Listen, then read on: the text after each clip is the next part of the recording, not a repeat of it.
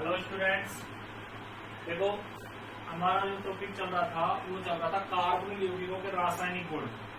तो कार्बोनिल यौगिकों के रासायनिक गुण में हमने नाभिक स्नेही योगात्मक रासायनिक अभिक्रियाओं के अंतर्गत चल रहे थे। तो उसमें नेक्स्ट रिएक्शन पढ़ते हैं हम। एक पहले मैंने आपको करवाई थी नाभिक स्नेही योगात्मक अभिक्रियाओं में, एक तो कराई थी सोडियम बाइसल्फाइड के साथ योग कराया था, एक HCl के साथ योग कराया था। तो नेक्स्ट योग पढ़ते हैं हम गिरण्यार अभिकर्मक के साथ। गिरण्यार अभिकर्मक के साथ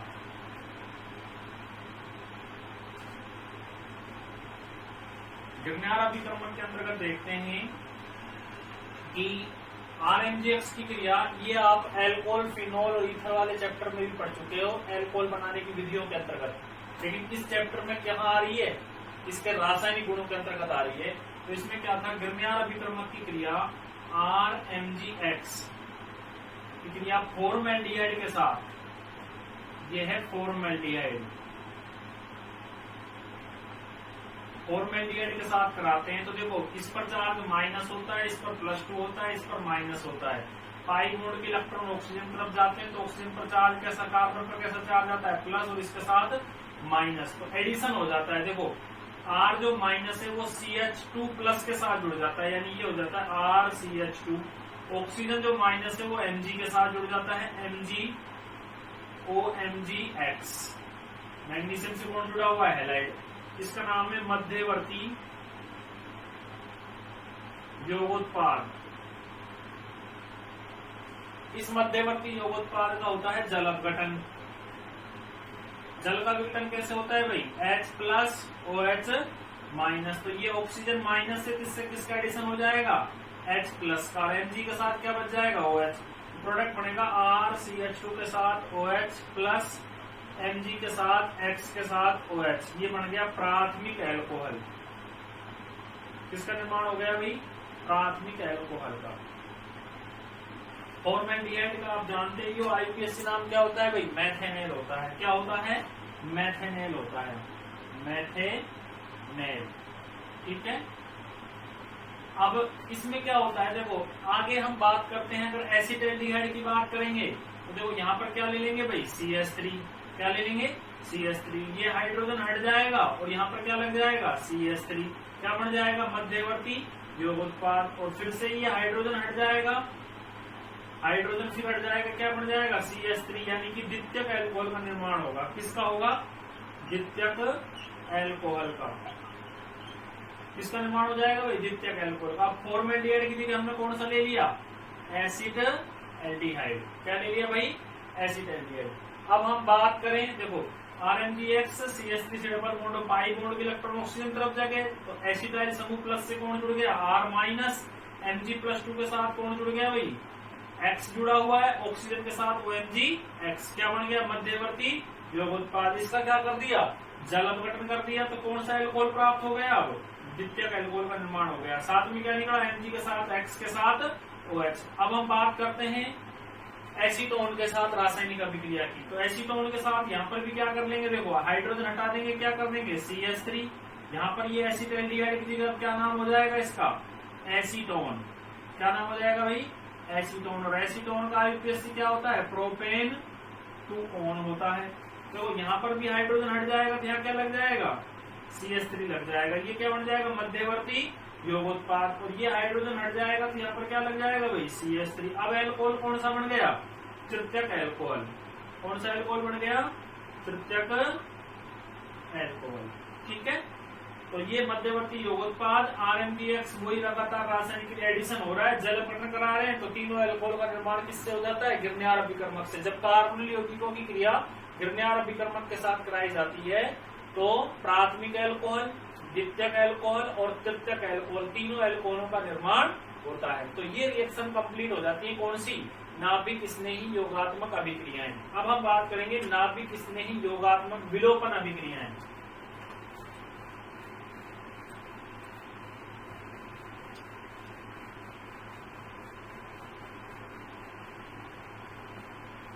कौन सी की बात करेंगे, नाभिक स्नेही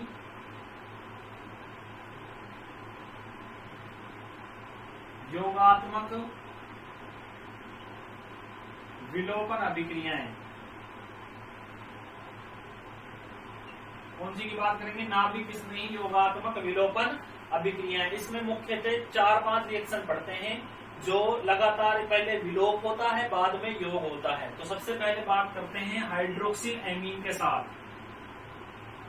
हाइड्रोक्सिल एमीन के साथ, हाइड्रोक्सिल एमीन के साथ जो रिएक्शन होती है उसमें क्या होता है? एसिटाल्डिहाइड कार्बोनिल कंपाउंड लिया जाता है। क्या लिया जाता है भाई? Acetaldehyde carbonyl compound CH3H C double bond O। देखो CH3CHO एसिड एल्डिहाइड।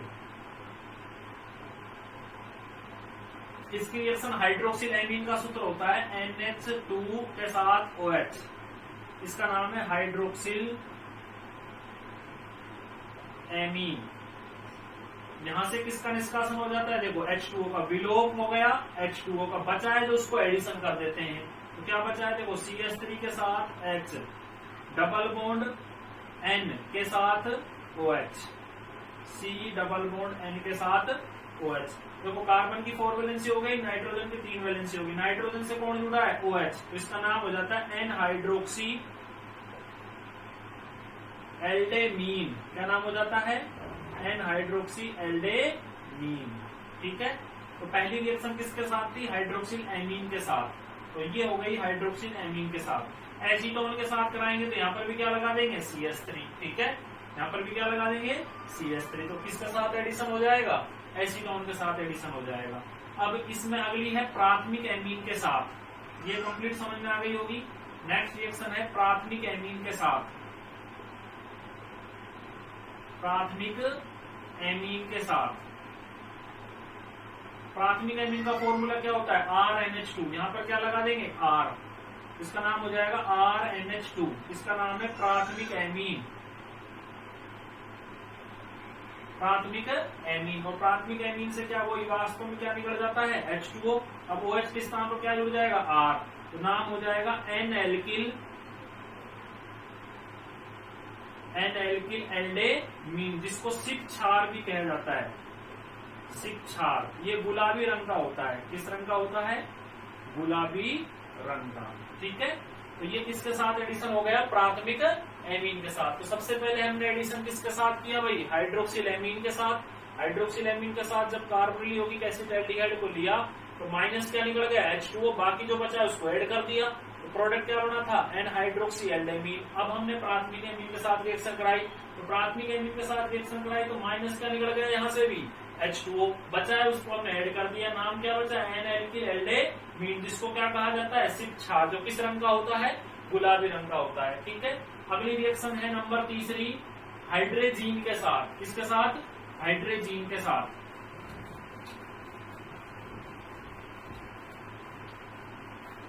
हाइड्रेजीन का फॉर्मूला होता है NH2 बॉन्ड NH2। इसको कहते हैं हाइड्रेजीन।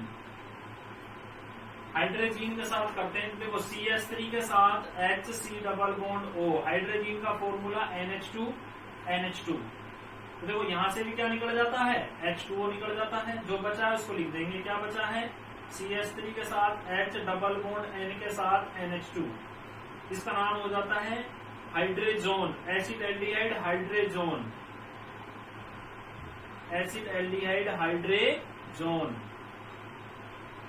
या इसका नाम लिखें तो लिखेंगे N amino aldimine. N amino एल्डेमीन।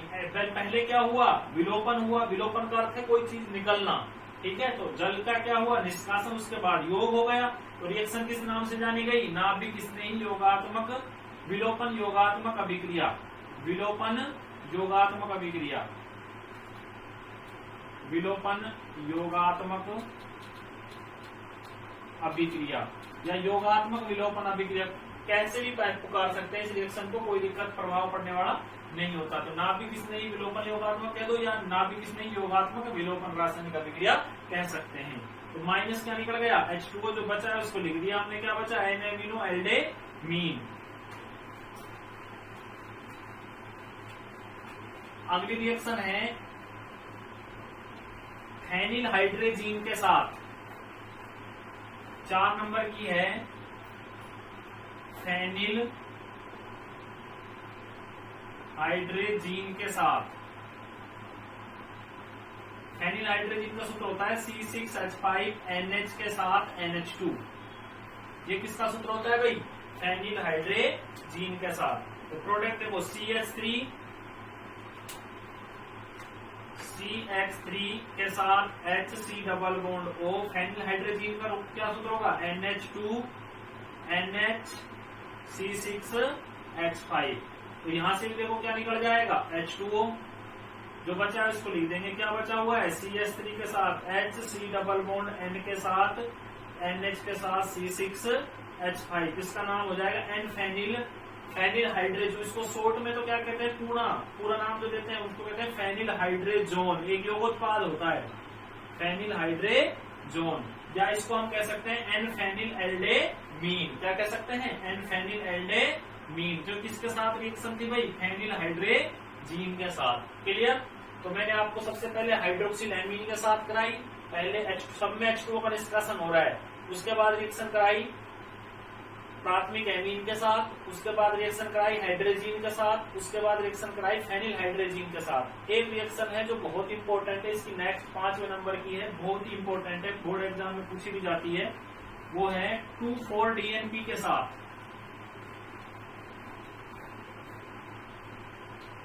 2,4-DNP के साथ। इसका नाम है 2,4-DNP का पूरा नाम होता है dinitro phenyl hydrazine. Dinitro phenyl hydrazine. इसके साथ जो रिएक्शन होती है उसको देखते हैं। 2,4-डाइनाइट्रो फेनिल हाइड्रेजीन का फॉर्मूला होता है NH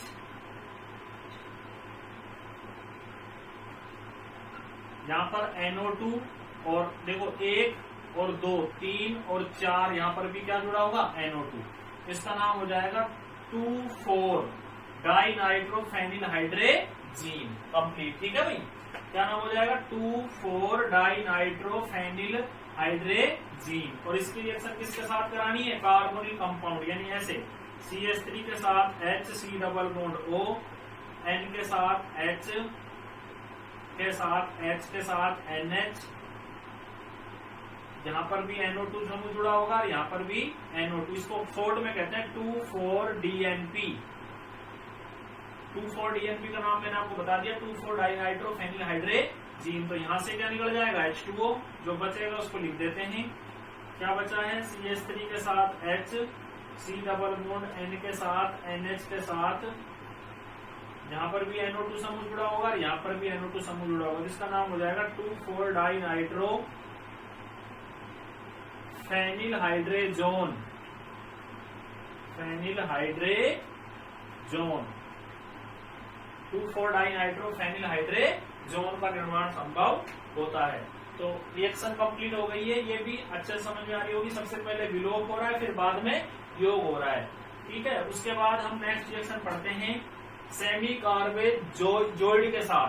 semi carb number 6 number की जो आती है नाभिक स्नेही विलोपन योगात्मक अभिक्रिया में 6 नंबर जो होती है वो सेमी कार्बेजोइड के साथ होती है।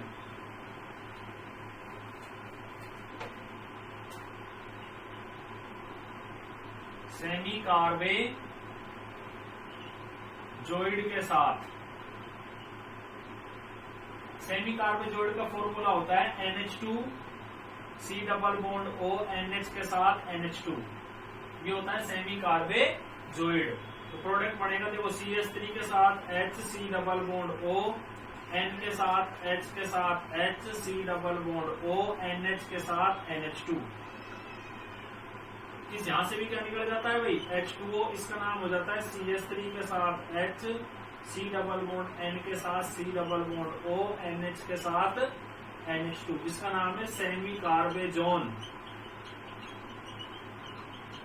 क्या नाम है इसका? Semi carbazone. तो देखो नाभिक स्नेही विलोपन योगात्मक अभिक्रिया में 6 रिएक्शन पढ़ते हैं टोटल।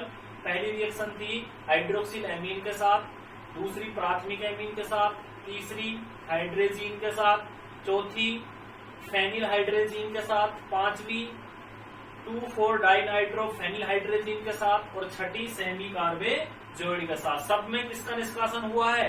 H2O का निष्कासन हुआ है, बाकी सब में योग हुआ है। इसलिए रिएक्शन नाभिक स्नेही विलोपन योगात्मक अभिक्रियाएं मानी जाती है। तो यहाँ पर ये नाभिक स्नेही विलोपन योगात्मक अभिक्रियाएं संपन्न होती हैं। अगली बात करते हैं हम ऑक्सीकरण, अपचयन और हेलोजनीकरण, तीसरे प्रकार की रिएक्शन।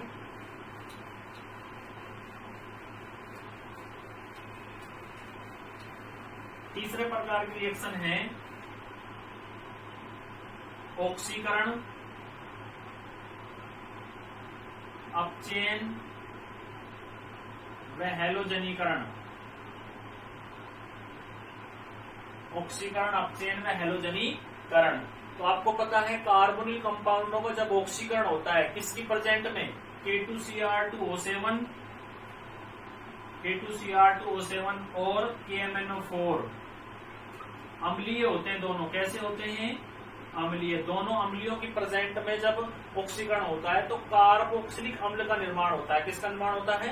कार्बोक्सिलिक अम्ल का। जब भी कार्बोनिल कंपाउंडों का ऑक्सीकरण होगा तो कार्बोक्सिलिक अम्ल बनेगा। ये यूनिवर्सल ट्रूथ है, ध्यान रखना। देखो प्रोडक्ट क्या बनेगा? CH3 C double bond O के साथ H। इसका हमने ऑक्सीकरण कराया किसकी प्रेजेंट में? K2Cr2O7 की प्रेजेंट में। तो हमेशा कार्बोक्सिलिक एसिड बनेगा। C डबल बॉन्ड O है, CH3 C double bond OH, ठीक है। तो ये बन जाता है एसिटिक अम्ल। किसका निर्माण हो जाता है? एसिटिक अम्ल। और एसिटिक अम्ल का आईयूपीएसी क्या होता है भाई? Ethanoic acid. क्या होता है? Ethanoic acid. क्लियर? एक हम इसमें पढ़ते हैं, जब संयुक्त कीटोन का ऑक्सीकरण कराया जाता है तो कार्बोक्सिलिक अम्ल और CO2 और H2O का निर्माण होता है। संयुक्त कीटोन का जब ऑक्सीकरण कराया जाता है तो कार्बोक्सिलिक अम्ल, CO2 और H2O का निर्माण होता है। तो देखते हैं इस रिएक्शन को क्या होती है।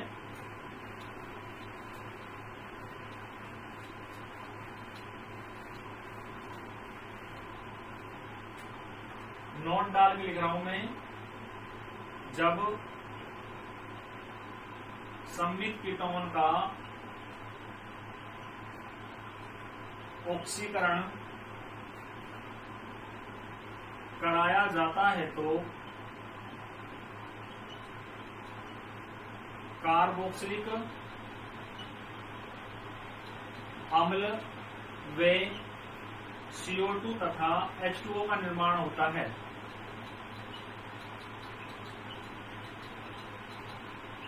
CO2 तथा H2O का निर्माण होता है। देखो संयुक्त कीटोन में क्या हो जाएगा?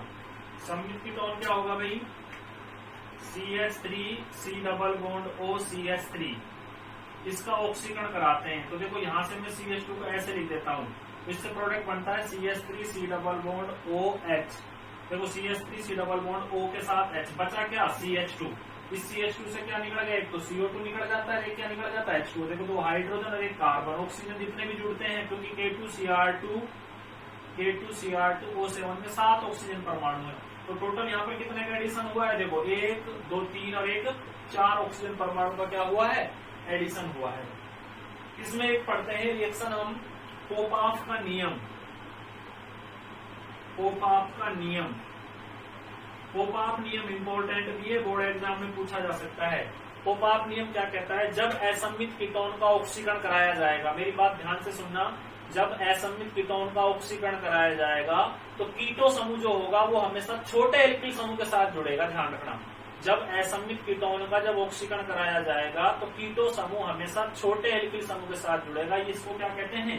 पोपाफ का नियम। जैसे असममित कीटोन क्या हो जाएगा? जैसे CH3 CH2 C double bond और CH3। देखो यहाँ पे एल्किल समूह कितना है? मैथिल। और यहाँ कितना है? एथिल। तो असममितता हुई कि नहीं हुई? ऐसा कीटोन हो गया असममित कीटोन। असममित कीटोन, असममित कीटोन का जब ऑक्सीकरण कराया जाएगा किसकी प्रेजेंट में भाई? कोई भी हो, K2Cr2O7 हो, KMnO4। तो ये जो समूह है कीटो समूह, ये हमेशा छोटे एल्किल समूह के साथ रहेगा। यानी कि इससे तो क्या बन जाएगा? CH3 C double bond OH। तो इससे क्या बन जाएगा? CH3 CH2। एक और लेता हूं मैं, देखो CH2 और CH3। इससे बनेगा CH3 CH2 C double bond OH। कहने का अर्थ ये हुआ, देखो ये मोल है जो ये वाला तो ये रहा एथिल समूह, ठीक है, और इसके कार्बन के साथ कौन जुड़ गया, सी डबल बॉन्ड। इसका हाइड्रोजन किसके साथ एडिशन हो गया, H, एक यहाँ पर हो गया, एक H यहाँ पर हो गया। तो ये जो कीटो समूह है ये हमेशा किसके साथ रहेगा, छोटे एल्किल समूह, यानी कि ये वाला कीटो समूह है, ध्यान रखना। इसको क्या कहते हैं, पोफाक का नियम। जब असममित कीटोन का ऑक्सीकरण कराया जाएगा तो कीटो समूह हमेशा छोटे एल्किल समूह के साथ जुड़ेगा। इसको क्या कहते हैं, पोफाक का नियम कहते हैं, ठीक है। एक हम पढ़ते हैं इसमें बेयर विल्गर ऑक्सीकरण। बेयर विल्गर ऑक्सीकरण, बेयर विल्गर ऑक्सीकरण जब कार्बोनिल कंपाउंडों का बेयर विल्गर